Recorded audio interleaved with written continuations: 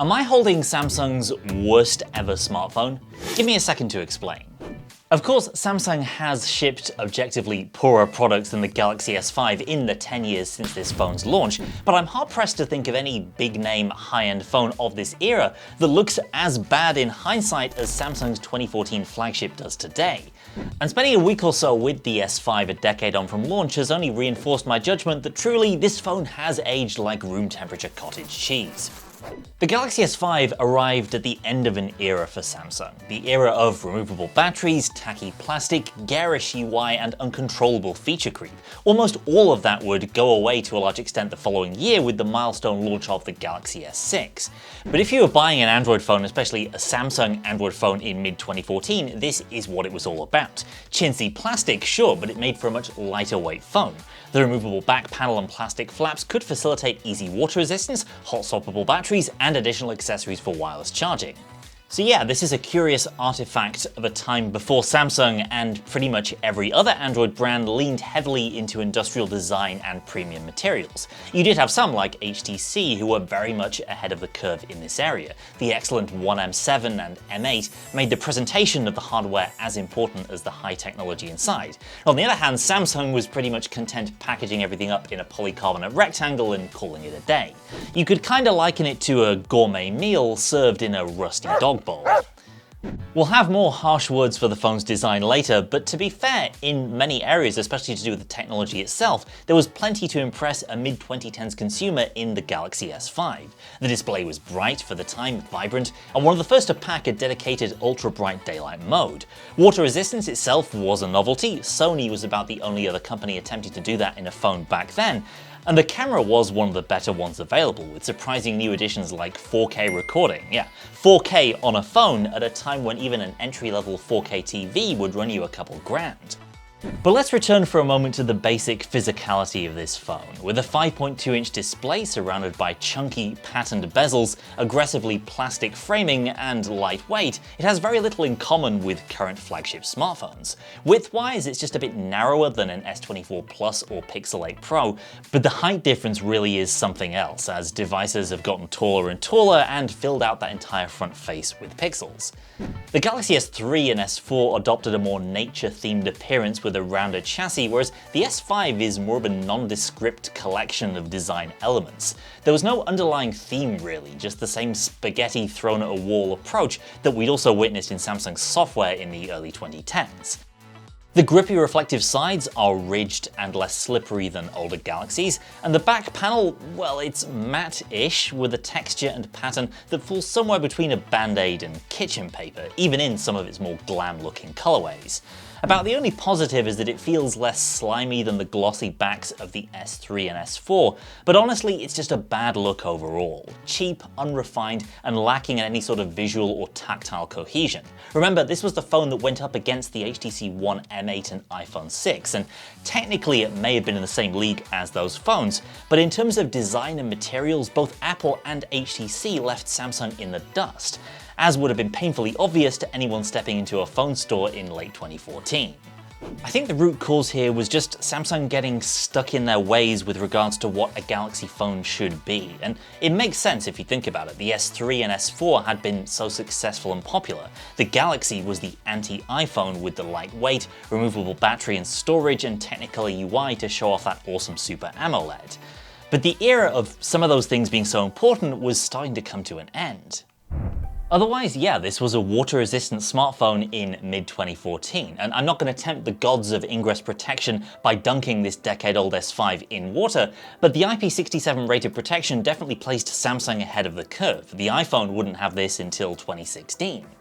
But so many other things about this phone's design scream function over form, though. The weird double-width micro USB port for USB 3 data speeds that nobody really asked for and made charging the S5 more cumbersome than it needed to be.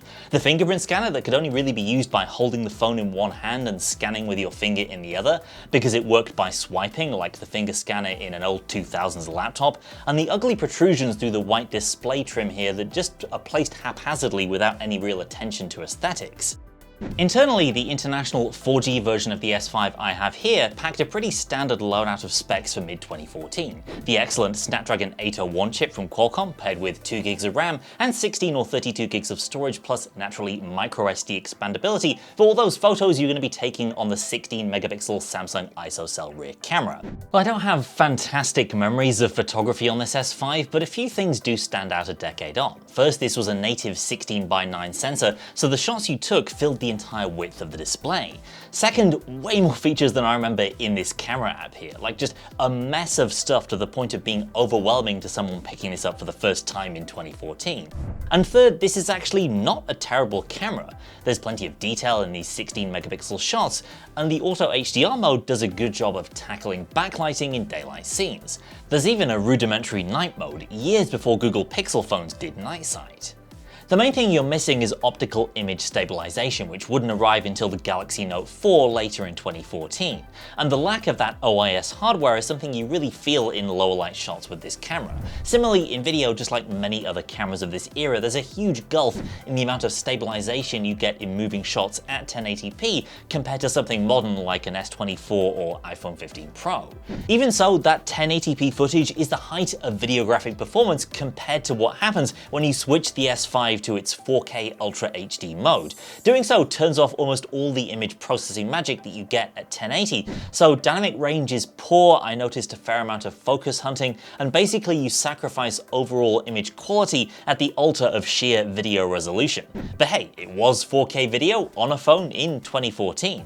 The front camera, on the other hand, is pretty rough. The concept of the selfie was still fairly new in 2014, and the S5 was only a generation or so removed from front faces like this being mostly pitched as video calling cameras. So yeah, the 2.1 megapixel shooter here is challenging to use in anything other than ideal conditions, and even then, shots are pretty dull and lifeless.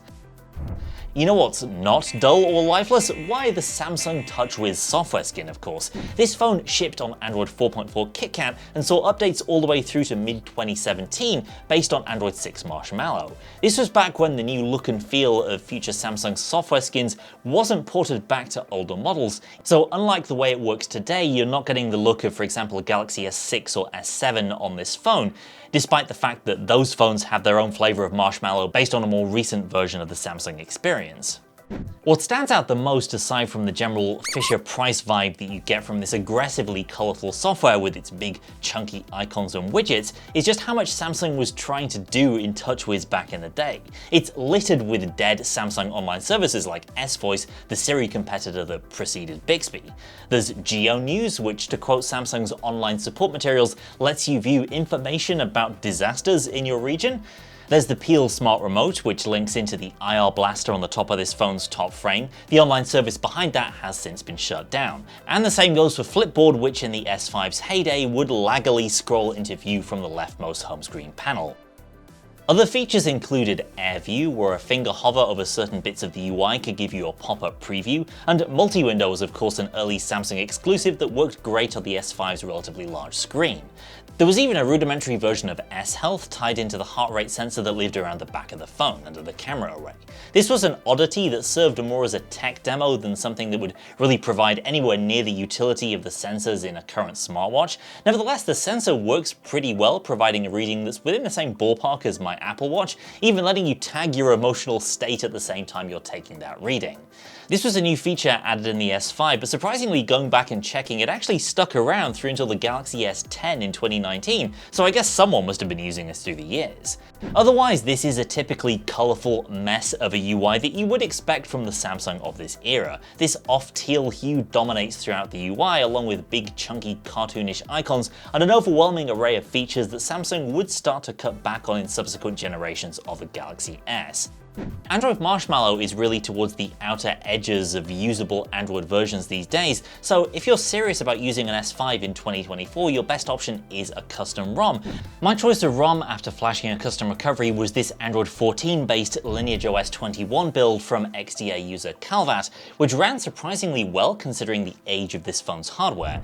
Getting Google Apps up and running was a bit of a challenge, with microG being the best option given this phone's relatively small system partition size, And as we've seen from plenty of other phones of this era, the 2 gigs of RAM on board is a sticking point for multitasking on a more modern version of Android.